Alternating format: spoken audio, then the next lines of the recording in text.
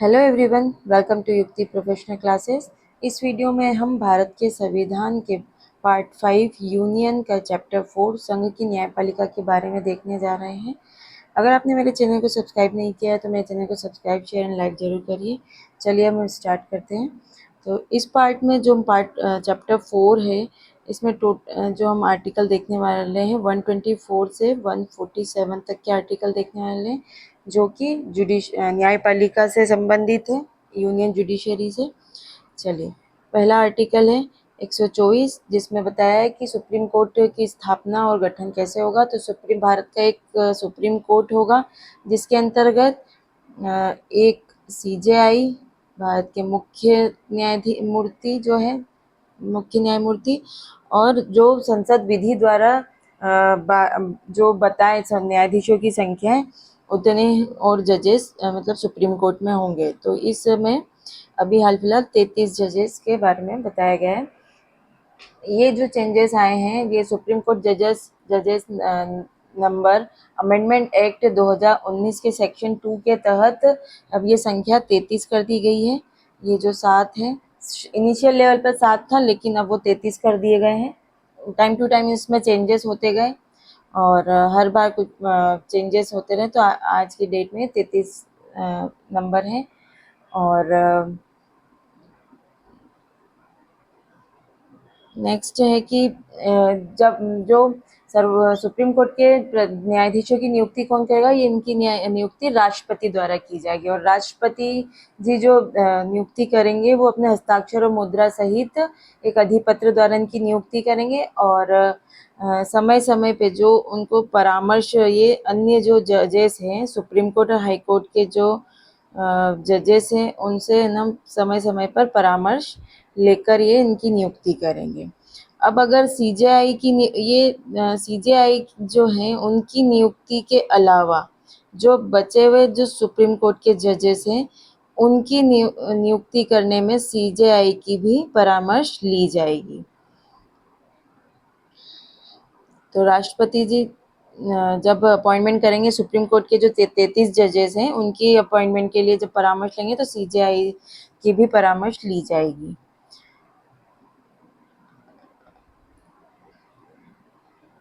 और जो न्यायाधीश है वो 65 वर्ष की आयु तक अपने पद पर बने रहेंगे। जो अपॉइंटमेंट होगा सुप्रीम कोर्ट के जजेस का, वो 65 वर्ष तक अपने पद पर रहेंगे।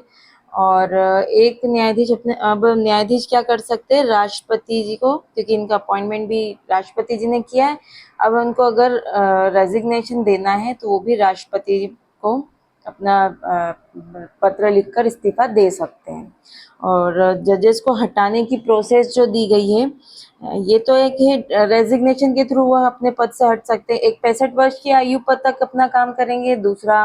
रेजिग्नेशन जब तक नहीं देते तब तक काम कर रहे हो, तीसरा अगर उनको 124 क्लॉज 4 में इनको हटाने की प्रोसेस दी गई है कि कब उनको हटाया जा सकता है, तब इन 3 कंडीशनों में वो तब तक अपने पद पर बने रहते हैं और ये इसके बाद पद से हटाए जा सकते हैं, या रिजाइन करेंगे, या फिर उनकी आयु पूरी हो गई है तो उस हिसाब से उनका रिटायरमेंट हो जाएगा। ठीक है, नेक्स्ट क्लॉज है 2A। तो जहाँ सुप्रीम कोर्ट के न्यायाधीश की आयु की पुष्टि कौन करेगा, संसद द्वारा कानून द्वारा निर्धारित प्राधिकरण, जो भी उन्होंने कानून द्वारा मतलब जो संसद अपने लॉ बनाकर यहाँ पर एक विधि द्वारा उपबंध करेगी, उस हिसाब से उनकी आयु अवधारित की जाएगी। अब क्वालिफिकेशन क्या है सुप्रीम कोर्ट के जज बनने के लिए, तो सुप्रीम कोर्ट के जज बनने के लिए क्वालिफिकेशन है कि एक तो वो सबसे पहले भारत का नागरिक हो, सबसे पहले है उनके क्वालिफिकेशन भारत का नागरिक हो। उसके बाद जो है वो कम से कम 5 वर्ष तक उन्होंने हाई कोर्ट के जज के रूप में काम किया हो, या फिर 10 वर्ष तक जो 10 साल तक के वो हाई कोर्ट के वकील रहे हो, या फिर राष्ट्रपति की राय में एक प्रतिष्ठित न्यायविद हो, मतलब या फिर वो जो मतलब डिस्टिंक्ट जूरिस्ट हो, मतलब उनको राय पारंगत विधिवेत्ता हो वो, है ना। तो ऐसे इन 3 क्राइटेरिया में से कि उनकी क्वालिफिकेशन है कि सबसे पहले तो भारत का नागरिक हो, प्लस इनमें से कोई सी भी एक कंडीशन अप्लाई होनी चाहिए, या तो 5 साल तक वो हाई कोर्ट के जज रहे हों, या फिर 10 साल तक उन्होंने एडवोकेट के रूप में काम किया हो, या फिर राष्ट्रपति की राय में वो पारंगत विधिवेत्ता रहे हों। ठीक है। फिर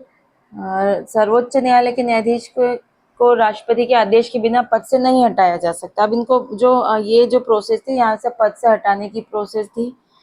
तो यहाँ पे क्या होगा कि संसद के प्रत्येक मतलब राष्ट्रपति के आदेश दिया जाएगा, तो सबसे पहले क्या होगा कि संसद के प्रत्येक सदन द्वारा 2/3 जो है 2/3 सदस्यों के समर्थन से प्रस्ताव पारित करना होगा, और उसे फिर राष्ट्रपति के समक्ष प्रस्तुत किया जाएगा, और फिर राष्ट्रपति जी अगर आदेश देते उन्हें लगता है कि हाँ उन्हें मतलब ऐसा हुआ है, तो वो उन्हें हटाने का आदेश दे सकते हैं। अब किस आधार पर उनको हटाने की प्रोसेस चालू होगी, तो ये उन्होंने की कदाचार, न्यायाधीश ने जो है कदाचार या असमर्थता के अन्वेषण पर, मतलब इस आधार पर होगा कि उन्होंने दुर्व्यवहार या अक्षमता की जांच होगी, और वो अगर प्रक्रिया पूरी जो फॉलो की गई है और वो प्रूफ हो जाती है, जो प्रस्ताव पारित किया, अन्वेषण हुआ है ना, इन्वेस्टिगेशन की गई, जांच की गई, और उससे पता पड़ा कि हाँ दुर्व्यवहार किया है न्यायाधीश ने या कोई अक्षमता है ना, तो ये प्रमाण हो जाता है, तब उसके बाद ये उनको उनके पद से हटाया जा सकता है। नेक्स्ट क्लॉज है 6 है।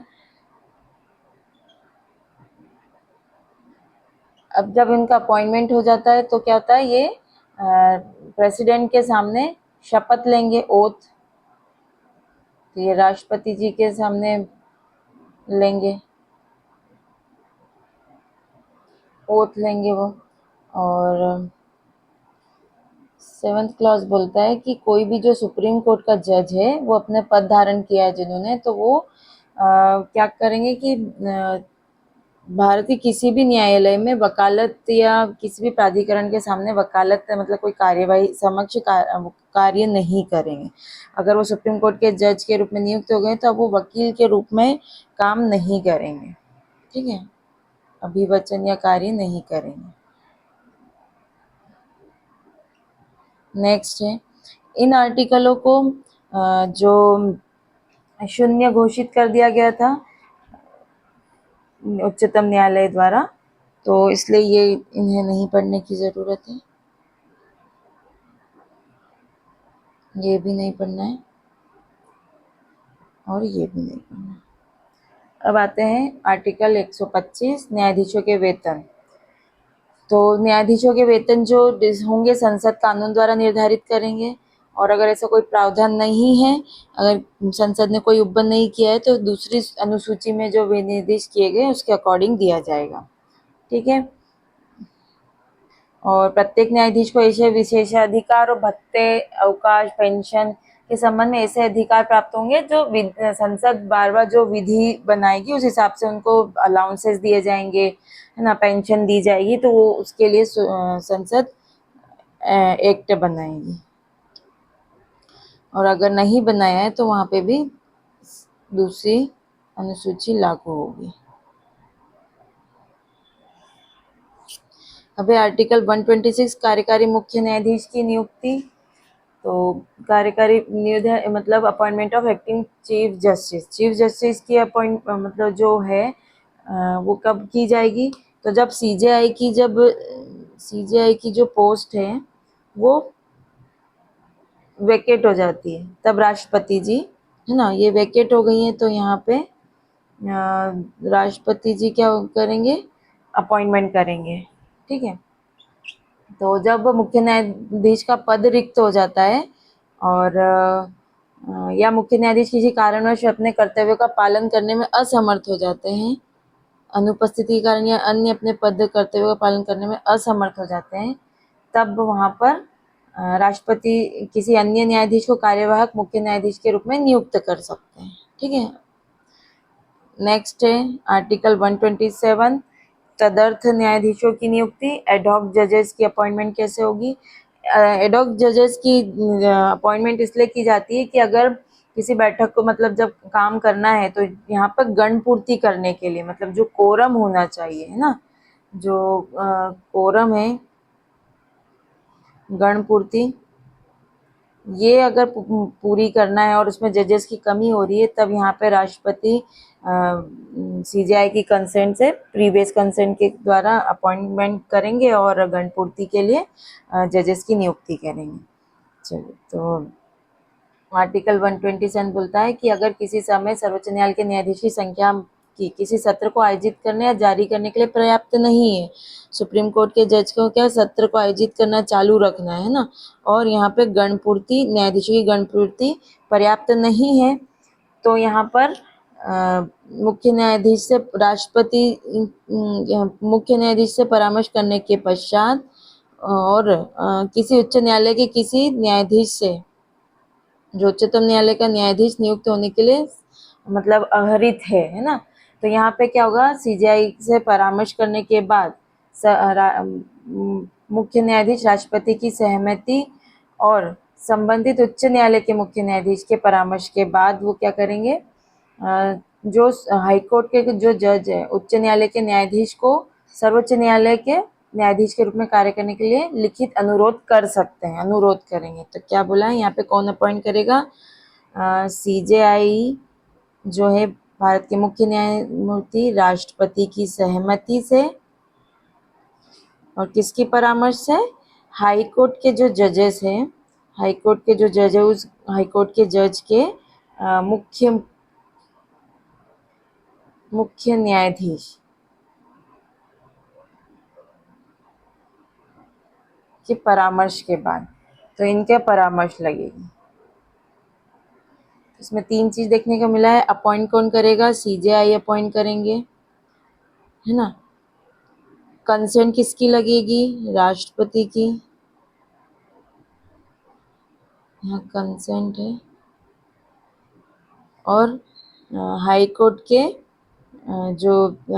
मुख्य न्यायाधीश है ना, मुख्य न्यायाधीश जो है उनसे परामर्श कंसल्ट किया जाएगा, परामर्श किया जाएगा के बाद अगर गणपूर्ति की कमी है तो इन ये प्रोसेस होने के बाद अपॉइंट किया जाएगा, अपॉइंट किया जाएगा मतलब लिखित अनुरोध किया जाएगा। और यहाँ पे जो ऐसा एडहॉक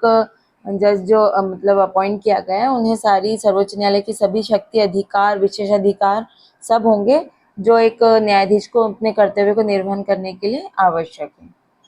चलिए नेक्स्ट है, उच्चतम न्यायालय की बैठकों में सेवानिवृत्त न्यायाधीश की उपस्थिति। तो जब मुख्य न्यायाधीश के राष्ट्रपति की सहमति से किसी सेवानिवृत्त न्यायाधीश को सर्वोच्च न्यायालय में कार्य करने के लिए अनुरोध कर सकते हैं, तो ऐसे न्यायाधीश को सारी शक्तियां अधिकार विशेष अधिकार मिलेंगे जो एक न्यायाधीश को मिलते हैं। ठीक है, यहाँ बोला है कि राष्ट्रपति की पूर्व सहमति से मुख्य यहाँ पे जो है मुख्य न्यायमूर्ति आएंगे, किसी व्यक्ति से जो उच्चतम न्यायालय उच्चतम न्यायालय के न्यायाधीश का पद धारण कर चुका है, मतलब जो रिटायर्ड जजेस हैं या जो उच्च न्यायालय ये सुप्रीम कोर्ट के या फिर हाई कोर्ट के न्यायाधीश का पद धारण कर चुका है, तो उच्चतम न्यायालय का न्यायाधीश नियुक्त होने के लिए वो अहरित हैं, उच्चतम न्यायालय के न्यायाधीश के रूप में बैठने और कार्य करने का अनुरोध कर सकेगा, और प्रत्येक ऐसा व्यक्ति जिसे इस प्रकार अनुरोध किया गया है इस प्रकार बैठने और कार्य करने के दौरान ऐसे भत्तों हक का हकदार होगा जो राष्ट्रपति आदेश द्वारा अवधारित करे और उसको उस न्यायालय के न्यायाधीश की सभी अधिकारिता शक्तियां विशेषाधिकार होंगे, किंतु उसे अन्यथा उस न्यायालय के न्यायाधीश नहीं समझा जाएगा। हाँ, ऐसे डीम्ड ये डीम्ड जज सुप्रीम कोर्ट का डीम्ड जज नहीं माना जाएगा, जज तो है सारे अधिकार वो सब मिलेंगे, लेकिन ये सुप्रीम कोर्ट का मतलब जज जो एक्चुअल जज है उसमें नहीं माना जाएगा। ये कब ऐसा अपॉइंटमेंट किया था, जब कार्यभार ज़्यादा बढ़ जाता है, तब अगर जजेस नहीं है, अगर ना काम बहुत ज़्यादा है, पेंडिंग केसेस बहुत है और जल्दी जल्दी काम निपटाना है और जजेस की कमी लग रही है, तो वहाँ पर रिटायर्ड जजेस को भी यहाँ पे काम करने के लिए अनुरोध किया जा सकता है। आर्टिकल 128 इस बारे में बोलता है। और लेकिन यहाँ पे उनको सहमति जब तक नहीं दे देते तब तक उनको काम करने के लिए बोला नहीं जा सकता। पहले अनुरोध किया जाएगा और फिर वो जो जज है अगर अपनी सहमति देते हैं तो फिर वो काम करेंगे। अब आर्टिकल 129 तो उच्चतम न्यायालय का एक अभिलेख होगा और अगर इसकी कोई अवमानना करता है तो उसके लिए भी दंड का प्रोविजन है। मतलब जैसे अन्य न्यायालयों की अगर कोई अवहेलना करता है, अवमानना करता है तो वहाँ पे उन्हें जिस तरीके से दंड दिया जा सकता है वैसे इसमें भी पनिश किया जाता है, जैसे तो कंटेम करने के लिए, तो यहाँ पर भी कंटेम किया जाएगा। आर्टिकल 130 है उच्चतम न्यायालय का स्थान होगा, तो उच्चतम न्यायालय का स्थान कहाँ, दिल्ली में है। और अगर से चेंज करना है जिन्हें भारत का मुख्य न्यायमूर्ति और राष्ट्रपति के अनुमोदन से के समय समय पे नियत करें। मतलब हमारा जो एक सुप्रीम कोर्ट है वो दिल्ली में है, लेकिन अगर अन्य स्थान पर अगर हमें बैठक करनी है तो मुख्य न्यायाधीश की और राष्ट्रपति की मंजूरी से इसे अन्य स्थान पर भी किया जा सकता है ना। आर्टिकल 130 इस बारे में बोलता है। अब है आर्टिकल 131, ये दिया है कि इसकी आरंभ अधिकारिता, मतलब सुप्रीम कोर्ट किस किस मैटर पर सुप्रीम कोर्ट में किस किस मैटर पर केस लगाया जा सकता है, कब कब सुप्रीम कोर्ट में विवाद, मतलब तो ये आरंभिक अधिकारिता है कि ओरिजिनल जुरिडिक्शन है कि सबसे पहली जो पिटीशन लगेगी। जनरली प्रोसेस क्या होता है, निचले अदालत से आता है, फिर उसके बाद उसकी हाई कोर्ट में जाएगी और फिर उसके बाद अगर कुछ होता है तो सुप्रीम कोर्ट में जाएगी। लेकिन पहली ही बार में आपको अगर कोई केस फाइल करना है तो वो कहाँ जाएगा, वो सर्वोच्च न्यायालय में सुप्रीम कोर्ट में जाएगा। वो किस क्राइटेरिया पे जाएगा, जब दोनों पार्टी में ऐसी पार्टी हो कि एक भारत सरकार यूनियन ऑफ इंडिया है और दूसरी तरफ स्टेट के बीच अगर कोई विवाद हुआ है, एक या एक से अधिक स्टेट हो, या फिर भारत सरकार प्लस उसके साथ एक स्टेट भी हो और दूसरी पार्टी में कौन है, स्टेट हो, एक या एक से अधिक स्टेट हो, उनके बीच में अगर कोई विवाद उत्पन्न होता है या फिर दो स्टेट के बीच में अगर कोई विवाद उत्पन्न होता है तो यहाँ पर ऐसी दशा में मूल अधिकारिता सुप्रीम कोर्ट को दी है। तो यहाँ पे इनिशियल लेवल पे केस जो जाएगा वो सुप्रीम कोर्ट में जाएगा।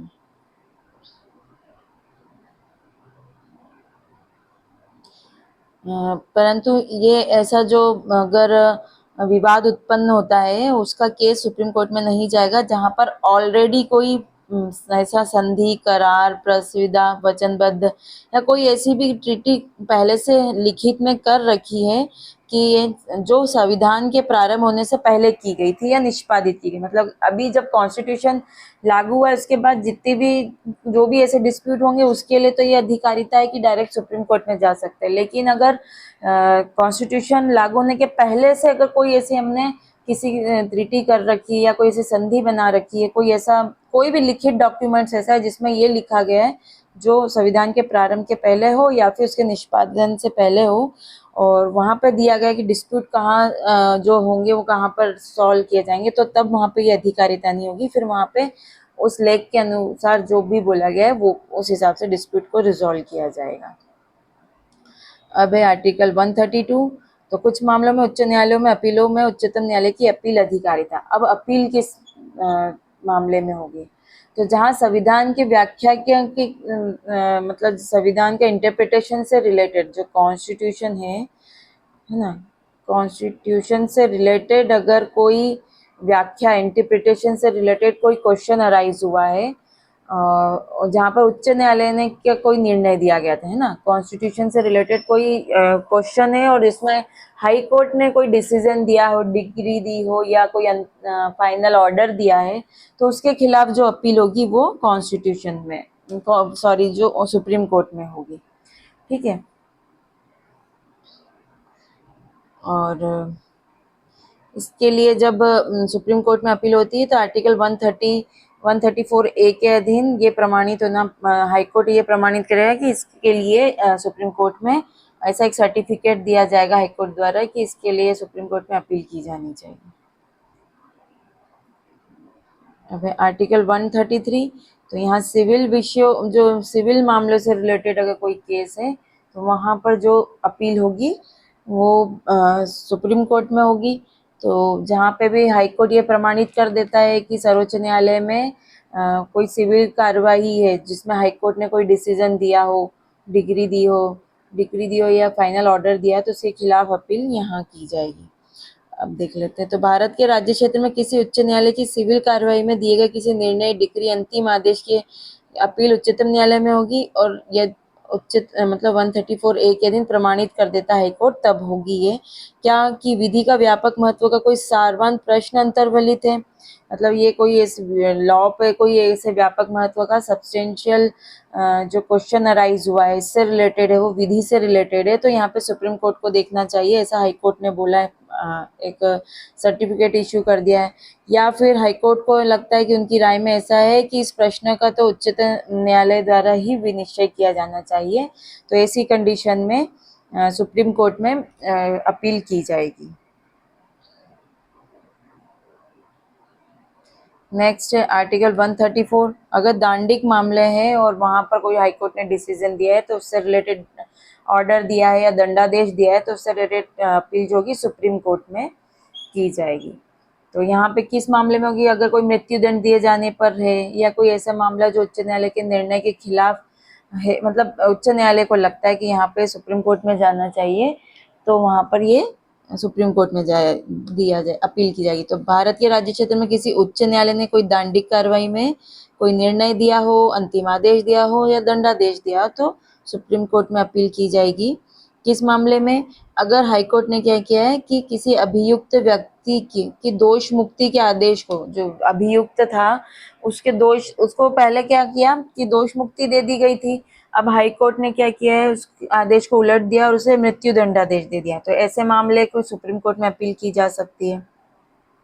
फिर दूसरा केस बोलता है इसमें कि अगर किसी उच्च न्यायालय ने अपने प्राधिकार के अधीनस्थ किसी न्यायालय से किसी मामले के विचारण के अपने पास मंगा लिया था, उन्होंने, मतलब क्या हुआ, जो हाईकोर्ट है उसके अंडर में जो भी जो स्मॉल निचले अदालत आती है उनमें से किसी का विचारण मतलब केस चल रहा है और उन्होंने अपने पास मंगा लिया है, ठीक है, और ऐसे विचारण में उसमें सिद्ध दोष ठहराया गया है और उसे मृत्यु दंड, मतलब उसको सिद्ध दोष ठहराया और मृत्यु दंडादेश दे दिया है, तो यहाँ पर सुप्रीम कोर्ट को अपील होगी। और अगर हाई कोर्ट को लगता है कि उसने ऐसा प्रमाणित कर दिया है कि ये सुप्रीम कोर्ट में अपील की जानी चाहिए, तो इन 3 केसों में सुप्रीम कोर्ट में अपील की जाएगी। किस किस केस में, पहला तो ये बोला गया है कि हाई कोर्ट ने किसी दोष मुक्ति के आदेश को पलटकर अभियुक्त के मृत्यु दंडादेश दे दिया है, या फिर उन्होंने अपने अधीनस्थ किसी न्यायालय से मामला मंगाया है, उस पर विचारण किया है, उसमें उसको सिद्ध दोष किया है और मृत्यु दंडादेश दे दिया है, और तीसरे में 134A के तहत प्रमाणित कर दिया है कि ये सुप्रीम कोर्ट द्वारा इसमें अपील की जानी चाहिए। अब है आर्टिकल 134A। तो यहाँ पे ये जो बोला गया है कि यहाँ पर उच्च न्यायालय को किसी मामले में निर्णय देने के बाद यह प्रमाण पत्र दे सकता है, उन्होंने अब डिसाइड कर दिया और ये प्रमाण पत्र देगा कि अब सर्वोच्च न्यायालय में अपील योग्य है, ये आप अपील कर सकते हो। तो यहाँ पे इस मामले में ऐसा सर्टिफिकेट जो मिलता है, फिर अपील करने की परमिशन होती है। अब है फेडरल न्यायालय की अधिकारिता और शक्तियों का उच्चतम न्यायालय द्वारा प्रयुक्त होना। तो यहाँ पे सर्वोच्च न्यायालय क्या है, संघीय न्यायालय के उन अधिकारों और शक्तियों का भी उपयोग करेगा जो संविधान के लागू होने से पहले, जो जैसे फेडरल कोर्ट थे पहले, क्योंकि ये तो कॉन्स्टिट्यूशन नहीं आया था, उसके पहले फेडरल कोर्ट हुआ करते थे, तो उनके जो शक्तियां हैं, उनसे रिलेटेड जो भी अधिकार है, उनका उपयोग कौन, अब सुप्रीम कोर्ट करेगा। इस बारे में आर्टिकल 135 बोलता है। अब 136 आर्टिकल है अपील के लिए उच्चतम न्यायालय की विशेष इजाजत। तो यहाँ पर क्या है कि सर्वोच्च न्यायालय जो सुप्रीम कोर्ट को किसी भी न्यायालय या अधिकरण के निर्णय, डिक्री, आदेश के खिलाफ अपील करने की विशेष अनुमति देने का अधिकार होता है। यहाँ पे स्पेशल लीव पिटीशन ली जाती है और उसके बाद सुप्रीम कोर्ट में केस फाइल किया जा सकता है। जैसे आर्टिकल 132 में अपील करना है, 133 में अपील करना है, तो यहाँ पे क्या होता है, हाई कोर्ट के सर्टिफिकेट की जरूरत होती है, सर्टिफाइड करना होगा कि आप सुप्रीम कोर्ट में अपील कर सकते हैं। लेकिन अगर कोर्ट ने सर्टिफिकेट नहीं दिया है, मान लो, है ना, हाई कोर्ट ने कोई नहीं दिया, अब फिर भी आप अपील करना चाहते हो, तो तब यहाँ पे इस 136 के तहत अपील की जाती है। यहाँ परमिशन ली जाती है स्पेशल लीव पिटीशन की, और यहाँ पर मतलब यहाँ पे सुप्रीम कोर्ट परमिशन ली जाती है और सुप्रीम कोर्ट परमिट कर सकता है कि हाँ आप अपील कर सकते हो, ठीक है। तो यहाँ पे किसी भी न्यायालय या अधिकरण द्वारा दिया गया, है ना, ऐसा कोई भी निर्णय दिया है, डिक्री, उदाहरण, दंडादेश, आदेश, इसके मामले में इजाजत ले सकते हैं। ठीक है,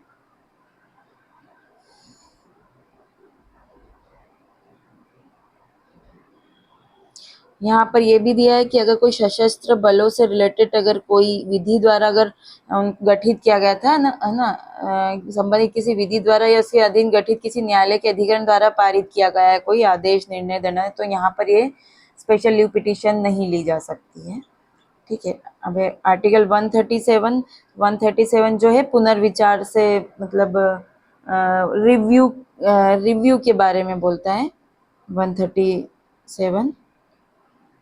सुप्रीम कोर्ट अपने मतलब ऑर्डर का रिव्यू, संसद द्वारा बनाई गई विधि के, तो यहाँ पर क्या है, सर्वोच्च न्यायालय अपने किसी भी निर्णय आदेश का रिव्यू करने का उनको अधिकार है। उन्होंने जो भी डिसीजन दिया है, सुप्रीम कोर्ट ने जो खुद ने जो डिसीजन दिए हैं उनका वो या आदेश दिया है उनका वो पुनर्विलोकन रिव्यू कर सकते हैं। इस बारे में आर्टिकल 137 बोलता है। 138 यहाँ पे अगर उच्चतम न्यायालय की अधिकारिता की वृद्धि के बारे में बोलता है, मतलब यहाँ पे सुप्रीम कोर्ट की अधिकारिता को कब बढ़ाया जा सकता है, ऐसा जब भी जरूरत पड़ती है तो यहाँ पे पार्लियामेंट जो है कानून बनाकर उसकी अधिकारिता का विस्तार कर सकते हैं, ना, इसकी शक्तियों का जो आवश्यक हो वो उसके विस्तार कर सकते हैं। मतलब जो ऑलरेडी दी गई है उससे ज़्यादा अगर उनका विस्तार करना है तो यहाँ पे संसद को दिया गया है पावर कि वो विधि बना के ऐसा कर सकते हैं। आर्टिकल 139 में दिया है कुछ रीट निकालने की शक्तियों का उच्चतम, तो देखो आर्टिकल 32 में जो दिया है उसमें दिया है कि फंडामेंटल राइट्स के वायलेशन होने पर आपको अगर रीट जारी करवाना है तो आपको आर्टिकल 32 के तहत कोर्ट में सुप्रीम कोर्ट में अप्लाई करना पड़ेगा। लेकिन अगर कुछ ऐसे मामले जो फंडामेंटल राइट से रिलेटेड नहीं है लेकिन वो उनके लिए रीट निकलाना है तो वो उसके लिए जो आप सूट फाइल करोगे वो आर्टिकल 139 के तहत करेंगे। तो यहाँ पर मतलब यहाँ पर फंडामेंटल राइट्स के अलावा अगर जो वर्णित किए गए उससे भिन्न प्रयोजन, ये लिखा है ना, ये भिन्न किन्हीं प्रयोजनों के लिए जो आर्टिकल 32 खंड 2 में वर्णित है उससे भिन्न किसी प्रयोजन के लिए अगर कोई आदेश या रीट निकलाना है ना, रीट वही पांचों रीट जो आ जाएगी, बंदी, प्रत्यक्षीकरण, परमादेश, प्रतिषेध, अधिकार पक्षा, उत्प्रेक्षण रीट, है ना, तो इनमें से किसी को निकलाना है तो यहाँ पे अप्लाई करना पड़ेगा। अब आर्टिकल 139A, तो यहाँ पर सुप्रीम कोर्ट के पास पावर है कि वो एक उच्च न्यायालय से किसी के मामले को दूसरे उच्च न्यायालय में स्थानांतरित कर सकता है। ठीक है, 139A इस बारे में बोलते हैं। चलिए, तो यहाँ पे देख लेते हैं विधि के समान किस मामलों में ये ट्रांसफर जो होगा, किस केस के लिए बोल रहे हैं कि विधि के समान या सार्थः समान प्रश्न अंतर्वलित है, तो सुप्रीम अगर ऐसा कोई मामला है जिसमें विधि के समान या उससे सार्थः समान प्रश्न अंतर्वलित है तो सुप्रीम कोर्ट के एक या सुप्रीम कोर्ट के और एक या अधिक उच्च न्यायालय के अथवा दो या अधिक उच्च न्यायालय के समक्ष लंबित है। अगर कोई मामला ऐसा है ना, विधि से संबंधित है और इनके समक्ष लंबित है और उच्चतम न्यायालय का स्वप्रेरणा से या तो उच्चतम न्यायालय में हो या फिर हाई कोर्ट में हो, है ना, तो उच्चतम न्यायालय स्वप्रेरणा से अथवा भारत के जो या तो खुद स्वप्रेरणा से ऑन मोशन या फिर महान्यायवादी द्वारा ऐसे या द्वारा या ऐसे किसी मामले में पक्षकार द्वारा किए गए आवेदन पर अगर समाधान हो जाता है तो वो उच्चतम न्यायालय उस उच्च न्यायालय या उन उच्च न्यायालय के समक्ष लंबित मामले को अपने पास मंगा सकेगा और उन सभी मामलों को स्वयं निपटा सकेगा। ठीक है ना, और दूसरा है इसमें ये भी है कि या तो वो क्या करेंगे, एक उच्च न्यायालय से दूसरे उच्च न्यायालय में पहुंचा सकते हैं या फिर खुद स्वयं भी लेकर उस पर अपना डिसाइड कर सकते हैं। अब आर्टिकल 140 उच्चतम न्यायालय की आनुषंगिक शक्तियां, तो यहाँ पर भी संसद कानून बनाएगी और उनको जो भी एंसिलरी शक्तियां जो अतिरिक्त पूरक शक्तियां जरूरी है वो प्रदान कर सकती है। ठीक है, पर लेकिन ऐसी ये शक्ति जो दी जाएगी वो संविधान के किसी प्रोविजन के से वो नहीं होना चाहिए, असंगत नहीं होना चाहिए ना, वायलेट नहीं करते हो, इसको ध्यान में रखते हुए दी जा सकती है। आर्टिकल 141, तो उच्चतम न्यायालय द्वारा घोषित विधि का सभी न्यायालयों पर आबद्ध कर होना, तो जो सुप्रीम कोर्ट के जो भी डिसीजन होते हैं वो जितने भी हाई है ना वो सभी भारत के सभी न्यायालयों पर बाध्यकारी होगा, मतलब सारे हाई कोर्ट, निचले न्यायालय के जो भी डिसीजन है उन पर बाध्यकारी होंगे। तो उन्होंने जो डिसाइड कर दिया है उसमें जो उन्होंने लेट डाउन कर दिया, कोई प्रिंसिपल दे दिया है, तो उस प्रिंसिपल को अब आने वाले हर जो भी निचले न्यायालय है उसको ध्यान में रखते हुए अपना डिसीजन देंगे। तो ये आर्टिकल 141 बोलता है। 142 बोलता है उच्चतम न्यायालय की डिग्री और आदेश का प्रवर्तन और प्रकटीकरण आदि के बारे में आदेश। तो सर्वोच्च न्यायालय के निर्णय आदेश पूरे भारत में लागू होंगे और इसे लागू करने के लिए संसद कानून बना सकती है। तो ये 142 आर्टिकल जो है इस बारे में बोलता है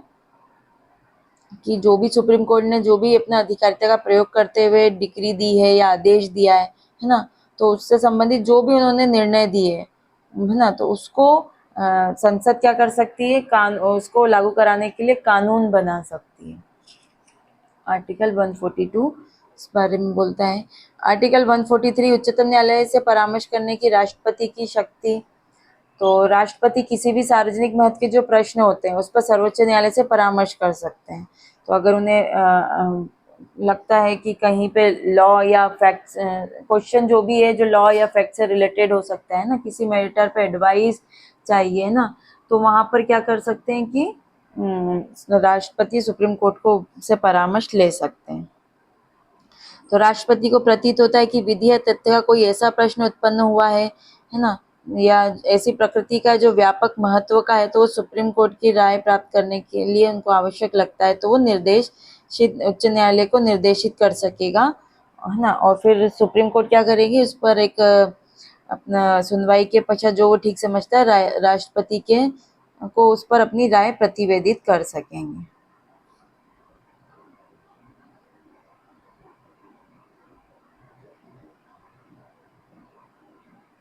अब आर्टिकल 144 सिविल और न्यायिक प्राधिकारियों द्वारा उच्चतम न्यायालय की सहायता में कार्य किया जाना।